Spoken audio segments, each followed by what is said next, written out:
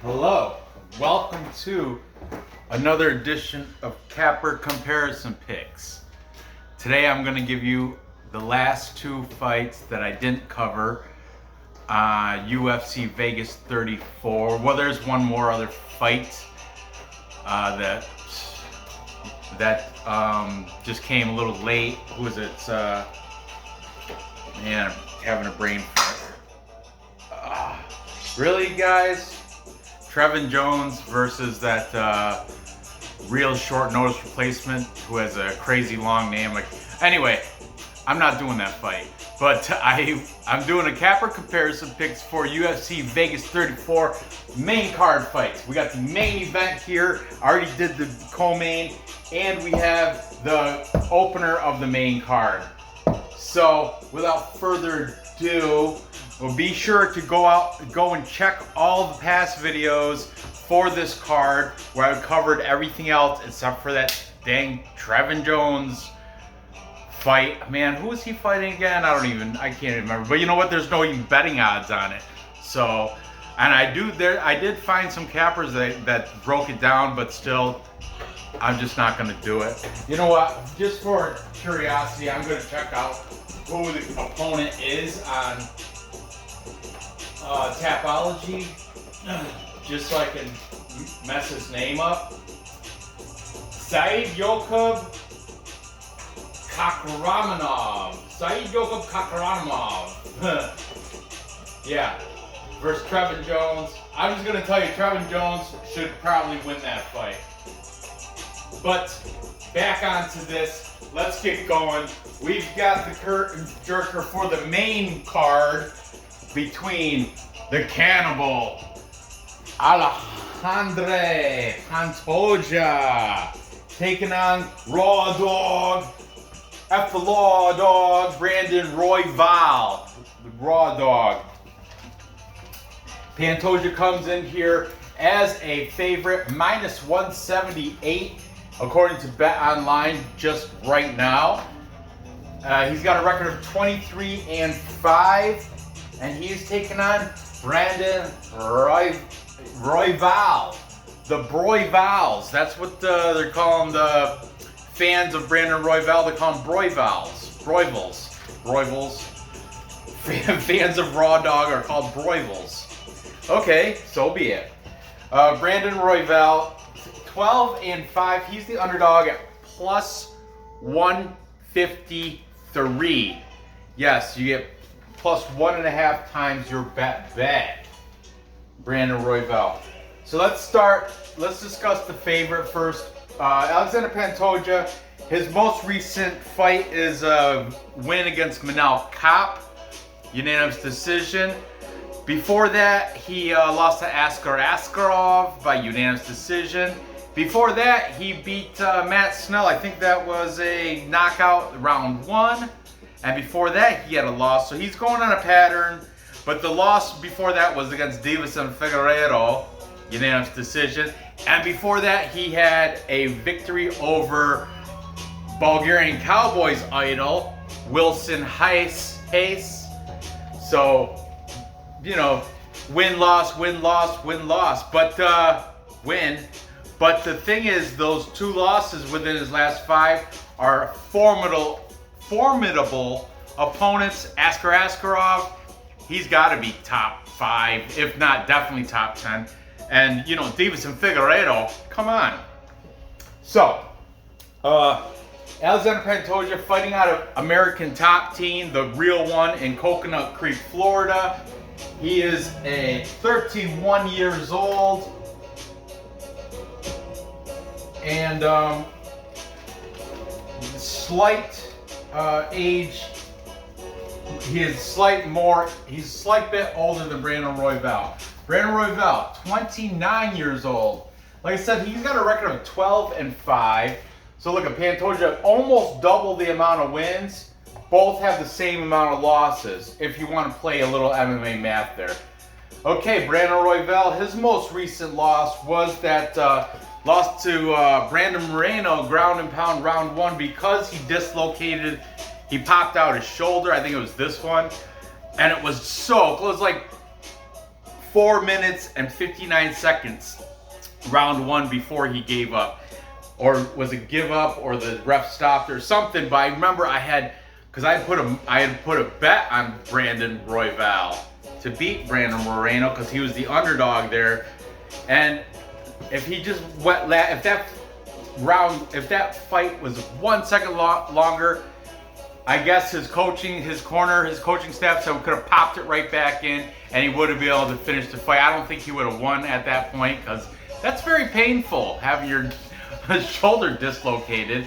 And from the sounds of it, it's kind of like I looked at his fight record, so it's only happened that fight, but from the sounds of how his coach reacted, oh, we'll just pop it back in, it sounds like it may be a reoccurring injury, because once your socket gets loose and it's popped out, popping it in and out, it's easier because it's already been there, done that. You know what I mean?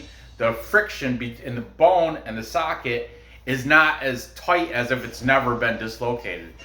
So that's just my train of thought anyway. Before that, he did beat Kaikar France by guillotine round 2. That's a good win. He beat Tim Elliott before that in an arm triangle round 2. And he's been 4-1 in his last 5. So Brandon Royval, the raw dog, man, he's nothing to shake a stick at. He's the real deal. He's the raw dog. You know what I mean? Thing is, Alexandre Pantoja, a lot more experience. His pro debut was 2007. Brandon Royval's pro debut, 2012. 2012 for Brandon Royval. Brandon Royval fights out of Factory X Muay Thai. That is in Inglewood, California.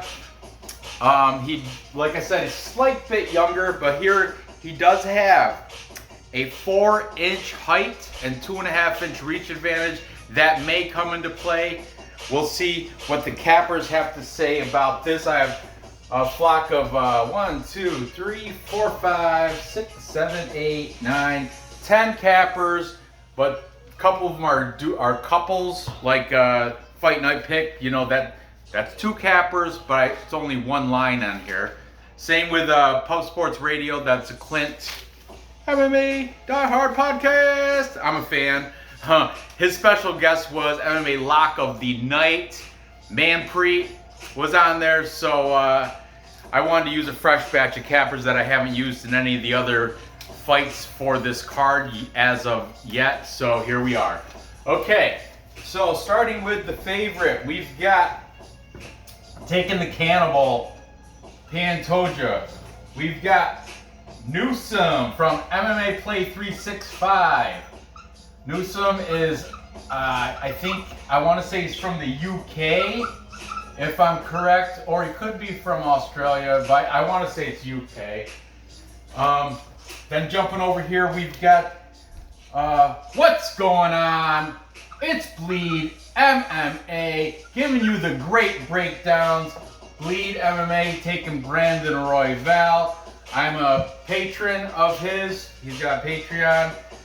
Then jumping back over, we've got both the Allen brothers from Fight Night Picks, Matt and Craig, both taking Pantoja here to get the victory. However, Pub Sports Radio, both Clint and Manpreet, Lock of the Night, are both taking Brandon Royval at that plus 150 plus money pick for Pub Sports Radio, the Clint Die Hard MMA podcast.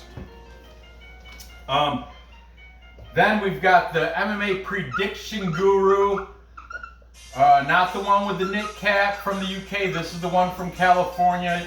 He's saying Pantoja should get a submission victory. He said round 1. I don't know, man. Brandon Royval's slick with the submissions. Brandon Royval got guillotine on Kaikar France. He's got arm triangle on Tim Elliott. I don't know. And if you look over on the last 5 for Pantoja, he's got TKO, a KO, unanimous decisions. So But Prediction Guru seems to think submission for Pantoja. All right, man, I like it. I like the detailed method and round. I appreciate that, Prediction Guru. Then we've jumping back over. We've got DFS by the numbers. That is Brady from DFS by the numbers. He's saying Royval should get the decision win. And then we've got Hype Check with a super confident pick.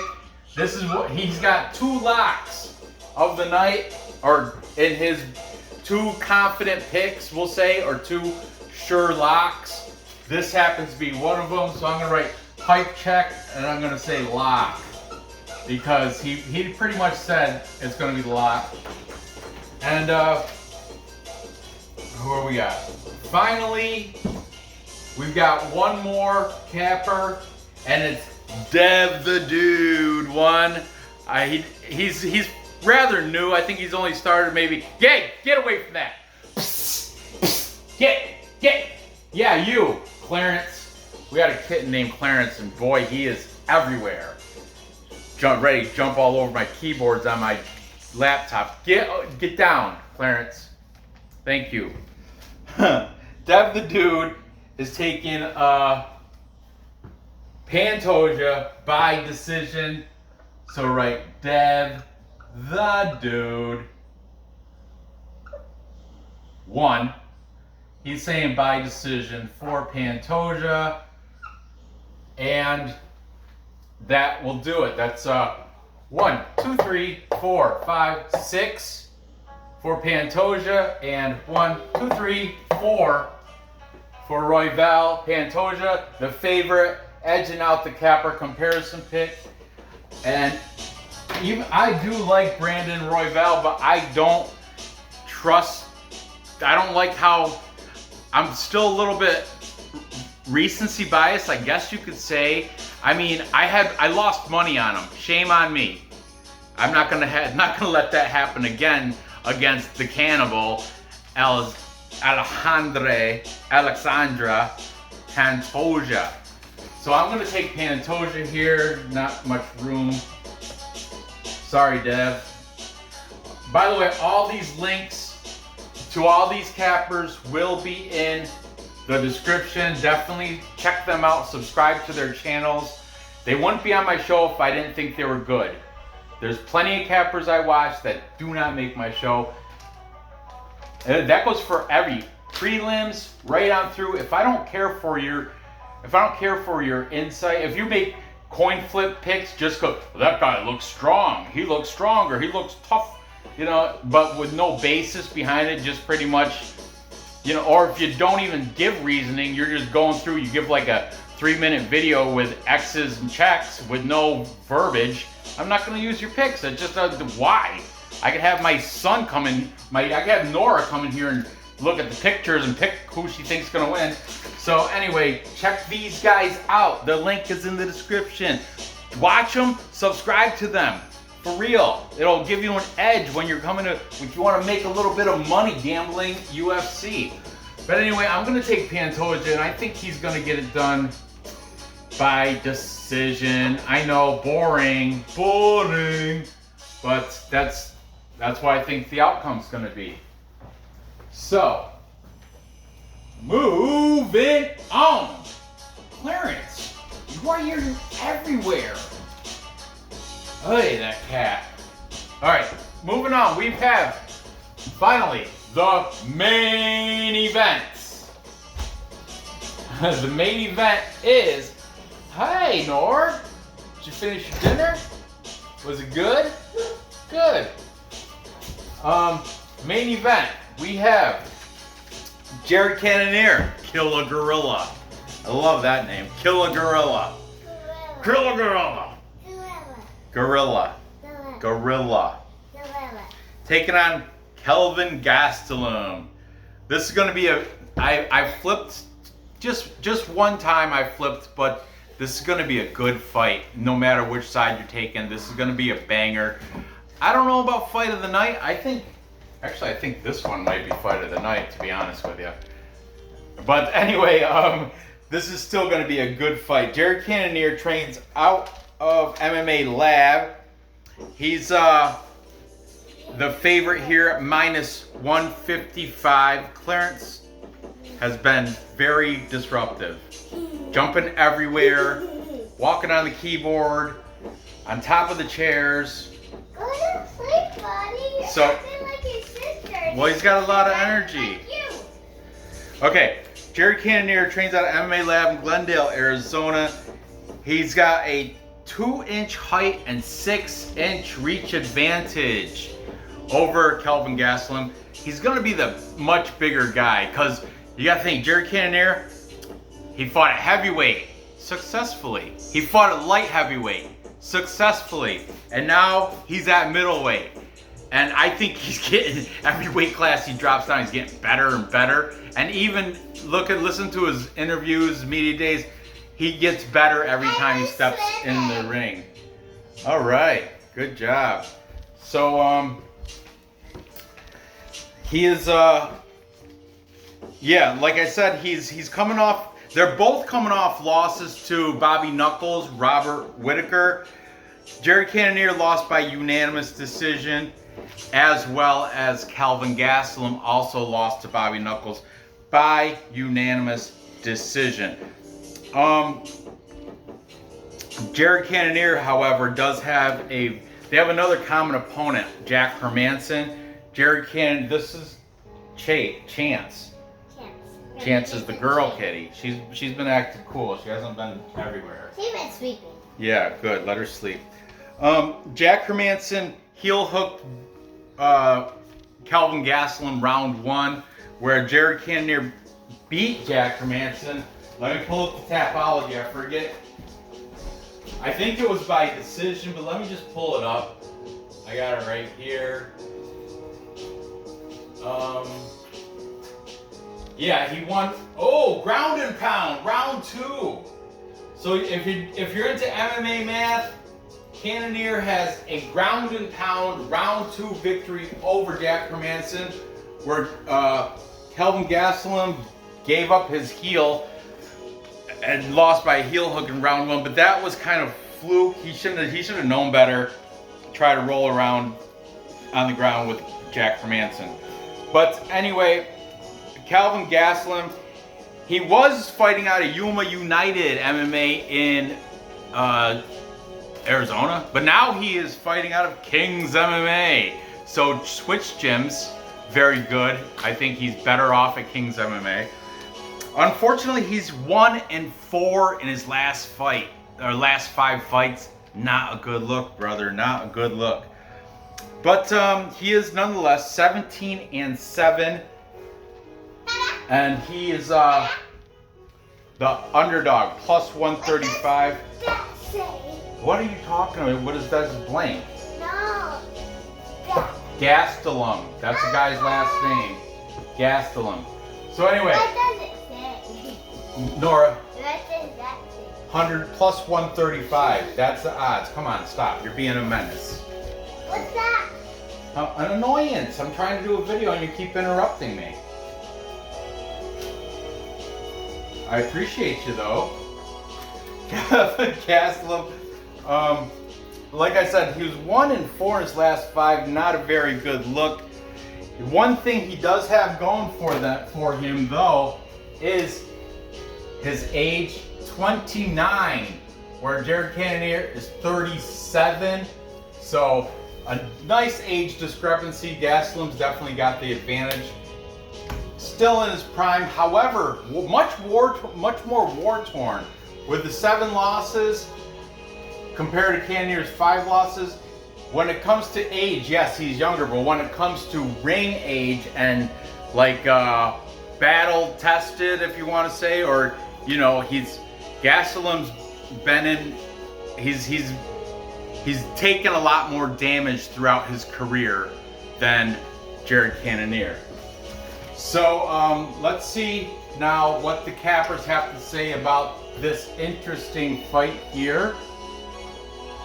We've got taking we're gonna start with the favorite, taking the Killer Gorilla.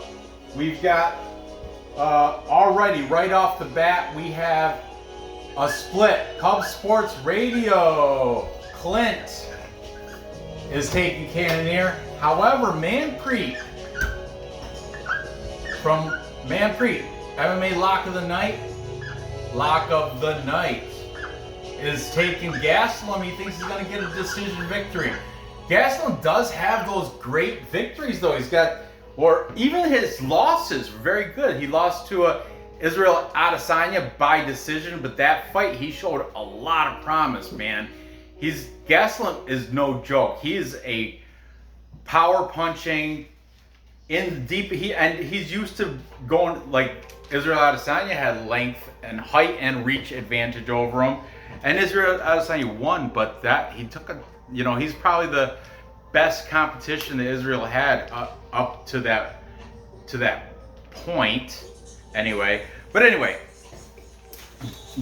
Jared Cannoneer also being chosen by Brady, DFS by the numbers. Brady thinks KO in the third is in order for Jared Cannoneer. Then Kelvin Gaslam, Dev, the dude, is taking Gaslam. He did not say how, but Dev the Dude 1 is on Kevin Gaslam. Then we've got what's going on, guys? It's me, Bleed MMA. He thinks Cannoneer by decision, and we're gonna round out the rest of the cappers. They're all taking Jared Cannoneer, the -155 favorite. So I'm just gonna write him through. Hype check. This was his other confident pick, his other lock, if you will, in Jared Cannoneer. That's why I was going to use Hype Check back during the one of the select fight videos, but I was like, he only had 2 locks, and they happened to be both these fights, so I used them here. And then we've got the MMA Prediction Guru. He's saying Cannoneer by decision.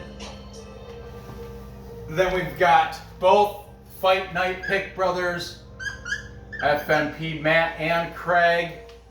And finally, Newsome from MMA Play 365 has Jared Cannoneer getting the victory here over Kelvin Gastelum. I too, and I'm going with the capper majority. I see so many advantages Cannoneer has over Gaslam. The only disadvantage I see is the age, which, like I tried to explain, he may be older, but he's taken less damage throughout his MMA career. So it's more like when it comes to MMA fights and career, Gaslam's the older. He's taken more damage throughout the time. So, so the age thing, it kind of evens itself out if you look at it that way. I'm going to take Cannoneer, and I think he's going to probably get it done by, I really hate to say it, but I think it's going to happen inside the distance. 5-round fight. The over 4.5 -110. The under 4.5 rounds -120. So the bookies don't know where it's going to go either on this. I'm going to say within distance, and I'm going to say, I don't know, we'll say fourth. We're going to say third round. All right. Third round TKO. So, there you have it. To recap, I guess she ran upstairs. Time check. This one, I believe it's a quick one, right? Oh yeah, it's good. To recap, I've got the cannibal, Alexandre Pantoja, beating Brandon Royval by a close decision. I was in the party. Oh, okay, I'll do it again. Recap! There you go, loud and proud, baby. You don't need a cap or consensus dance. There wasn't any on this show. But still, good job. Like I was saying, I got Alexandre Pantoja beating Brandon Royval, and put him down. Come on, beat it. By a close decision. Brandon Royval might even win one of those rounds, but I think Pantoja's gonna get the win by points there. Then I've got Jared Cannoneer knocking out Kelvin Gastelum, only because I'm high on Jared Cannoneer. I think he is getting better every time he steps in the ring, even though he's edging out his prime as an age, 37-year-old middleweight. But he's shown he can get it done heavyweight, he can get it done light heavyweight, and sure thing he's going to get it done middleweight against a much smaller Gastelum. So there you have it. Gather the info, place those bets, and cash those tickets. I appreciate you watching. Please give me that thumbs up. Fill the comments with who you think is going to win these two fights. These two are both contenders of fight of the night. As well as, man, there was a nice couple prelim fights that I was thinking about could be a fight of the night too. Let's look through really quick. Oh, yeah, Vince Pichel, Austin Hubbard. That could be fight of the night. Clay Guida, Marco Madsen. I mean, I don't see that being fight of the night. But there's a lot of good fights on here that could go either way. But seriously, these two I think are the best contention for fight of the night. Oh, so there you have it. Thanks for watching. Good luck on these bets. And hopefully if BC Dave has time tomorrow, I'm gonna do it with or without him. I'm doing a live stream tomorrow after a post weigh-in live stream. If he's available, I'll get him on. If he's not available, I'll either do it alone or bring in somebody else, you know? So stay tuned in for that. It's usually gonna happen 7 o'clock Eastern time. I know Dave's in British Columbia, Canada. So for him, that's 4 o'clock. But anyway, I'm going to be doing that. So tune in tomorrow. Thanks for watching. Good luck on your bets, and I'll see you tomorrow.